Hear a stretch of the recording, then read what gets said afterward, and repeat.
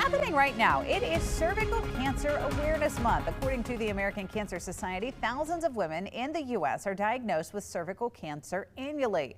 With proper screenings, it could be prevented. Joining us now is Dr. Michael Guy, a Gynecologic Oncology Director with Premier Health. Thank you so much for being with us. Yeah, thanks for having me. Now, are there different types of cervical cancer? Yeah, there are. The cervix is built up of different tissues. One of them is called squamous cells, which make the front part of the cervix. And there's a glandular lining that goes to the inside of the uterus that can also develop cancer called adenocarcinoma. Are there different treatments for different stages of cervical cancer? Yeah, typically early cervical cancer, when it's caught this way, is treated with options for surgery.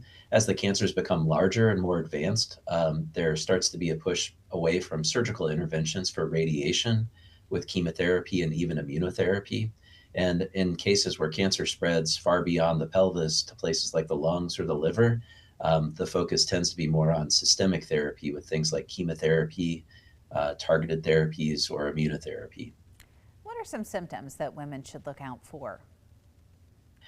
Patients with early cervical cancers may be asymptomatic, and today we'll talk about the importance of making sure that you're undergoing appropriate screening. When the tumor becomes larger, patients can have abnormal bleeding from the vagina, especially after intercourse, that they would watch out for, or bleeding between their periods. Why are those routine screenings so important? I think the importance of screening is to catch cancer early, or even the precancerous changes that happen before this. And so it's just really important for us to make the time in a busy schedule to take care of yourself and get yourself checked out. So what can women do to prevent cervical cancer? Again, I think it's important in a busy person's life to make priorities for their own care, and that includes well woman care. So getting into your family practice doctor or regular OBGYN for checkups is an essential part of taking good care of yourself as a female.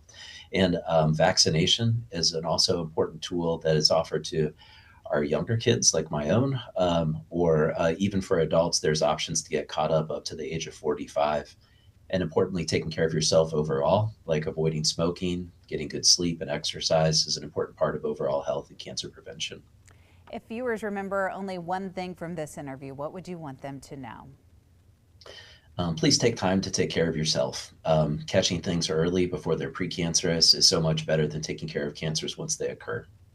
All right, Dr. Michael Guy, a gynecologic oncology doctor with Premier Health. Thank you so much for being with us. Yeah, thanks for having me.